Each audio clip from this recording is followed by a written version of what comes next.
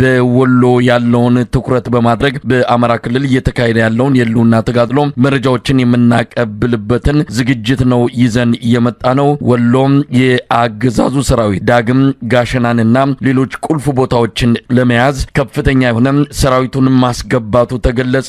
የኦሮሚያ ልዩ ኃይል ጭምር በከፍተኛ ቁጥር ወደ አማራ ክልል በተለይም ወሎ መግባቱን ነው ያገኘነው መረጃ የሚያመለክተው። ከደሴ ደላንታ በ40 ወታደራዊ ተሽከርካሪዎች በሺዎች የሚቆጠሩ ወታደሮች ተጭነው ገብተዋል። ወደ ላሊበላ በኢትዮጵያ አየር መንገድ አውሮፕላን የተራገፈው የአብይ አህመድ ሰራዊት ከላሊበላ መውጣት አልቻለም። ጋሸናን በከፍተኛ መስዋዕትነት ዳግም ለመቆጣጠር የአብይ አህመድ አገዛዝ ስምሪት መስጠቱም ታውቋል። በአማራ ክልል በወሎ አሁንም የአማራ ፋኖ ብሔራዊ ኃይል ምስራቅ አማራ ቀጠና ሚኒሊክ እዝ ከፍተኛ ተጋድሎ በማድረግ ቦታዎችን መቆጣጠሩን ቀጥሏል። አንከር ሚዲያ ማረጋገጫ ማግኘት ባይችልም ፋኖዎች የአንድ ያገዛዙን ሰራዊት ታንክ መማረካቸውም እየተነገረ ነው።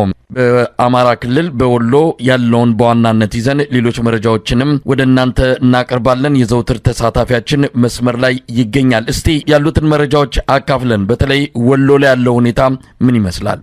መሳይ በወሎ በየትኛውም አቅጣጫ ማለት ይቻላል የፋኖ ኃይሎች አሁንም አዳዲስ ከተሞችንና አዳዲስ የውጊያ ቀጠናዎችን በመክፈት ትልልቅ ድሎችን እያገኙ ነው የሚገኙት። በዛው ልክ ደግሞ መንግስት ከፍተኛ የሆነ ዝግጅት በማድረግ በተለይ በደርግ ጊዜ ሁሉም ነገር ወደ ጦር ግንባር ተብሎ ወደ ሰሜን አካባቢ የኢትዮጵያ ጦር በሙሉ ወደ ኤርትራና ወደ ትግራይ እንደሄደው ሁሉ አሁን ደግሞ ሁሉም ነገር ወደ ጋሸና በሚያስብል ደረጃ የሀገሪቱን ሁሉንም እዞች በተለያየ አቅጣጫ ወደ ጋሸና እያጠቃ ጋሸና ከበባ እንዲፈጽምና የጋሸናን አካባቢ መልሶ ለመቆጣጠር ከፍተኛ ዝግጅት እያደረገ ነው። ነገር ግን በአንጻራዊ ደግሞ የፋኖ ኃይሎች በትናንትናው ዕለት ወሳኝ የጦር ሰፈር እንደሆነ የሚነገርላትን የድል ምሽግ መስበር መቻላቸውንና ከተማዋን መቆጣጠር መቻላቸውን በጋሸና በቅርብ ርቀት የምትገኘው ወደ ላሊበላ በሚወስደው መንገድ ላይ የፋኖ ኃይሎች ይህንን በጣም ስትራቴጂክ ወታደራዊ ጠቀሜታ ያላትን የድልብ ከተማን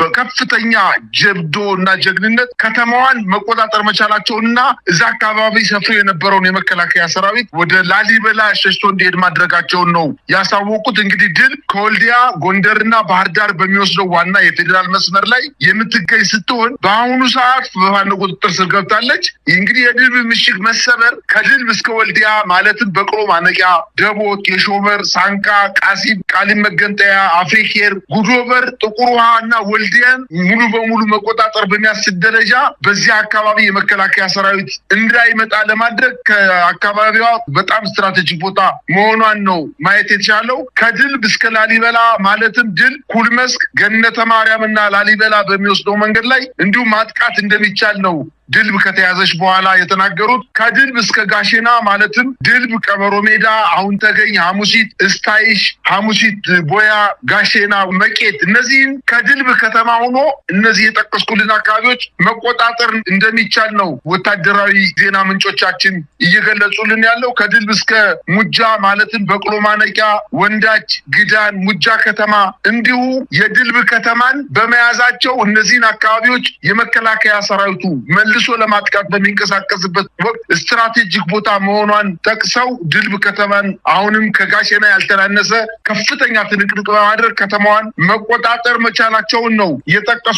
ግን በአጠቃላይ መሳይ ጋሸና የአገሪቱ የመከላከያ ኃይል በሙሉ ማለት በሚያስችል ደረጃ ወደ ከተማዋን ለመቆጣጠር በተለያየ አቅጣጫና እዛው ጋሸና አጠገብ ላይ ተከቦ የሚገኝ ተቆርጦ የቀረ የመከላከያ ሰራዊት በከተማዋ ደቡባዊ ክፍል አሁንም በአንድ ምሽግ ላይ ራሱን መሽጎ አብዛኛውን ክፍል ግን የፋኖ ኃይሎች እንቅስቃሴ እያደረጉበት ነው። ይህን ኃይል ለማትረፍና ፖለቲካዊ ድል ለማግኘት የፋኖ ኃይሎችን ከጋሸና ለማስወጣት የሀገሪቱ ጠቅላላ እዝ በሙሉ ወደዛ ከተማ እየተመመ እንደሚሆንና ትዕዛዝ ተሰጥቶ እንቅስቃሴ እየተደረገና ምናልባትም ዛሬና ነገ ከጋሸና ውጪ ወደ ጋሸና ለመክበብ እንቅስቃሴ የሚያደርግበት ሰዓት ከፍተኛ ውጊያ በተለያየ ቦታ ላይ በአንድ ጊዜ ሊፈነዳ እንደሚችል ነው ማወቅ የተቻለው።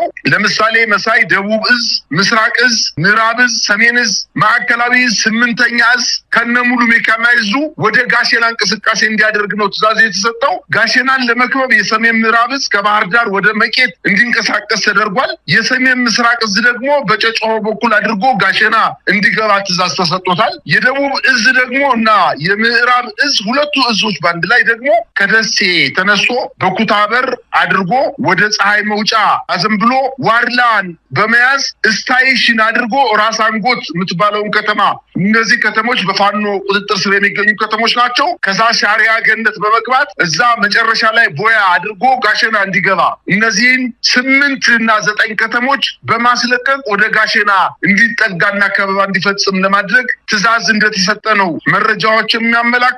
በአጠቃላይ ግን የወሎ ድል በከፍተኛ ደረጃ እንቅስቃሴ እየተደረገበት ቢሆንም አሁንም በአንድ ምሽግ ላይ ራሳቸውን ቀብረው የሚገኘው በጋሸና አጠገብ ቀብረው የሚገኙ የመከላከያ ሰራዊት አባላት ብቻ ሳይሆኑ በጋሸና ከተማ የአንጎት ወረዳ ዋና አስተዳዳሪ ከነሙሉ ካቢኔው፣ የጋዞ ወረዳ ከንቲባ አቶ ሀብታሙ ካሳው ከነሙሉ ካቢኔው፣ የግዳን ወረዳ ዋና አስተዳዳሪ አቶ አማኑኤል አያሌው ከሙሉ ካቢኔው ጋር፣ የዋድላ ድላንታ ዋና አስተዳዳሪ ሽልማባዬ ከነሙሉ ካቢኔው ጋር፣ የጋሸና ከንቲባ ፀሐዬ ውቤ የተባለው ከንቲባ ከነሙሉ ካቢኔው ጋር በአጠቃላይ በጋሸና ከተማ ከሚያስተዳድሩትና ከተነጠቁት ወረዳ በመሸሸት ወደ ጋሸና ከተማ ከመከላከያ ምሽግ ውስጥ ራሳቸውን ቀብረው እንደሚገኙና ለመውጣትና ከጋሸና ጠፍተው ወደ ሌላ ቦታ ሰላማዊ ወዳሉት ቦታ ለመንቀሳቀስ ባይችሉም ነገር ግን በመከላከያ ተጠርንፈው እናንተ የትም አትሄዱም፣ እኛን እዚህ በአረርና በጥይት አስመታችሁ እናንተ በሰላም ልትኖሩ አትችሉም በማለት መከላከያ እነዚህን ሙሉ ካቢኔዎች የ6 እና የ7 ወረዳ ካቢኔ ከነሙሉ ወረዳ አስተዳዳሪዎች ጋር አፍኗቸው እንደሚገኝና በማዕከላቸው ምናልባት ግጭቶች ሊፈጠሩ እንደሚችሉ እነዚህን ለማዳን ነው በዋነኝነት በ6 እና በ7 አቅጣጫ የመከላከያ ሰራዊቱ ጋሸናን ለመክበብ የሀገሪቱን ጦር በሙሉ ማለት በሚያስችል ደረጃ ወደ ጋሸና አካባቢ እያጠቃ ጋሸና እንዲቆጣጠር ለማድረግ እንቅስቃሴ እያደረገ ያለው። በእርግጥ መሳይ መከላከያ ሰራዊት ይህንን ተሸንፎ የለቀቃቸውን ቦታዎች በሙሉ መልሶ ለመያዝ የሚያስችል ወታደራዊ ቁመና የለውም። መንግስት ግን እያደረገ ያለው የመከላከያ ሰራዊቱ በጣም እየተዳከመ በመምጣቱ የኦሮሚያ ልዩ ኃይል በከፍተኛ ቁጥር ከከባድ መሳሪያትና ከፍተኛ ትጥቆችን በመያዝ ለልዩ ኃይል አባላት የማይፈቀድ በሀገሪቱ የሚከለከል ከባባድ መሳሪያዎችን ፒቲአር የሚባሉ ተሽከርካሪ ታንኮችን የጎማ